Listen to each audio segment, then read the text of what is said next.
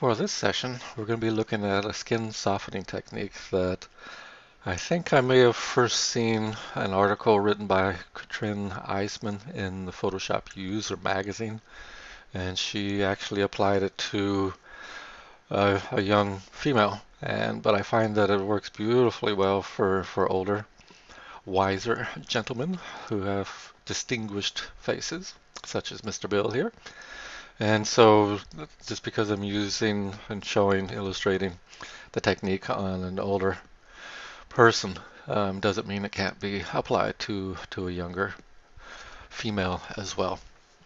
So what I've done is I've just brightened up the eyes just a little bit with the blue. I brightened up the whites of the eyes just a tad as well. And I have evened out the skin tone and remove the red out of there. So that's what the three layers that you may see. And I've clicked once on the topmost visible layer. And now I'm going to hold down the Option key and go to the flyout menu and click on Merge Visible. I call this a SOCI layer because the keyboard shortcut is Shift Option Command E, so SOCE is the term for it, or my acronym. Because the Option key is not listed here in the flyout menu, only the Shift Command E. If we came here and I clicked on it, it would merge all the layers. And what the SOCI layer does, the addition of the Option key, is that it merges all visible layer while preserving all layers, just like what you see here. And that's what we want to do. So now with this layer highlighted, what I'm going to be doing is I'm going to come in and I'm going to invert the image. So I can go Image Adjustments and Invert, or Command I, which gives me the opposite colors that are in the image naturally. I am going to now change the blending mode from normal to vivid light.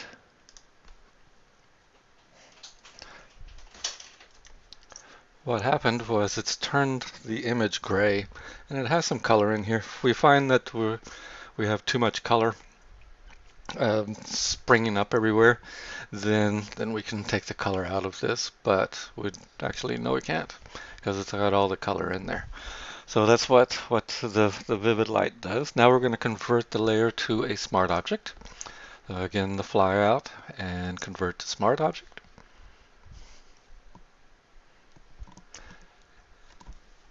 And it's going to create a little icon down here in the lower right hand corner to indicate that it's a smart object.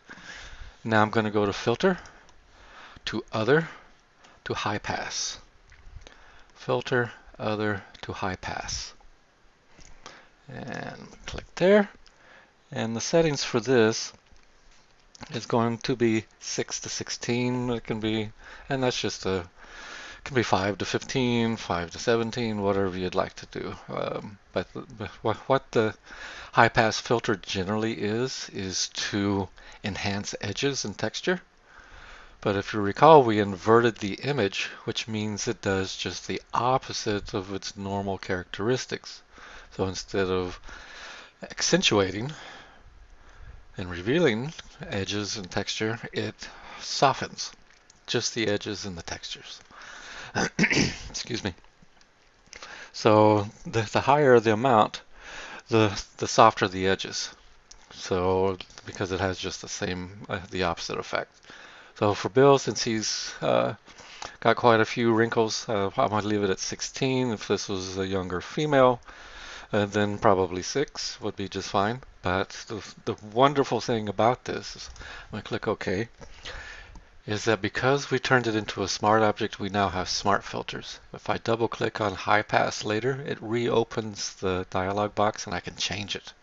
So if this is too soft, I can make it go from 16 to 10 to add more sharpness back in, more edges. So that's the reason why we change it to a smart object, so we can come back and change it.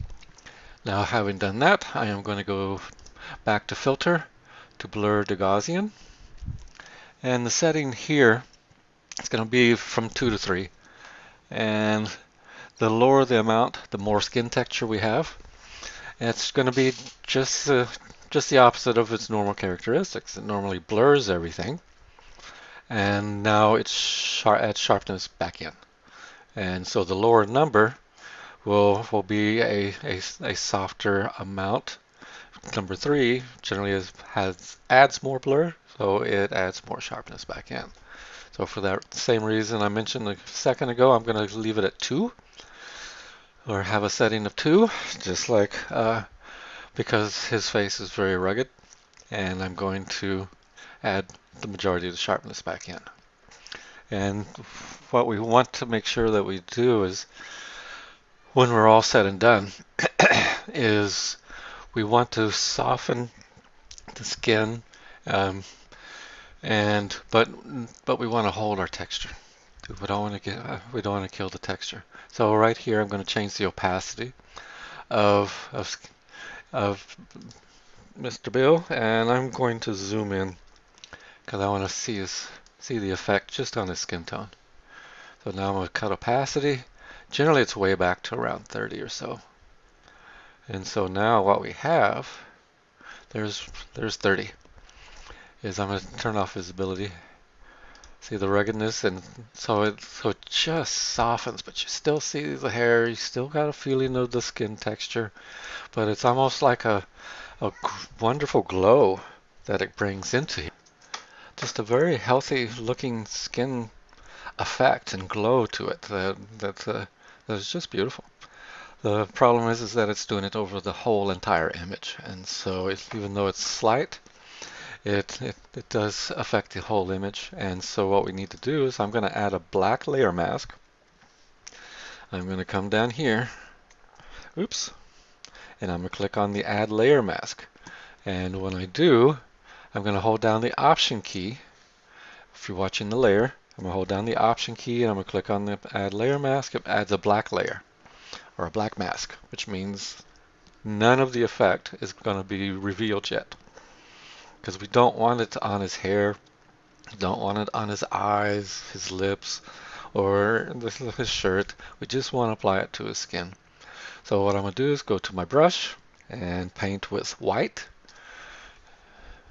and because that's how we reveal, I'm going to hold down the option control, make it a little bit bigger to start with, and I tend to start with the higher opacity brush.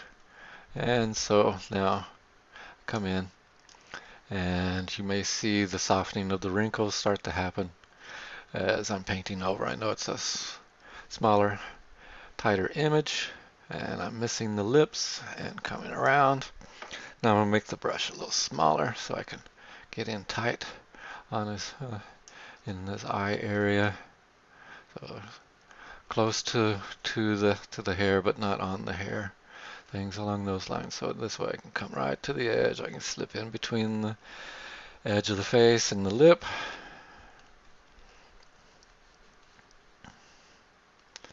come around this way, and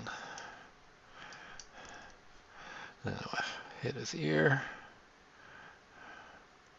You can be a little sloppy on it because it's probably not going to be noticed if you go over the edge, and so that way I'm going to option click on the mask to see.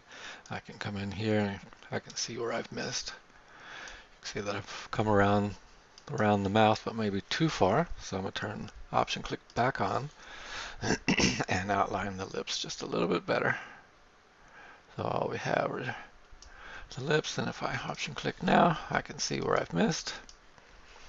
And so that's the way we'll do it. I can now add some more back in if I want to start making him a little bit more glamoury and looking, but like I said, we just want to assist a little the skin and to make it a healthy, natural look and glow to it.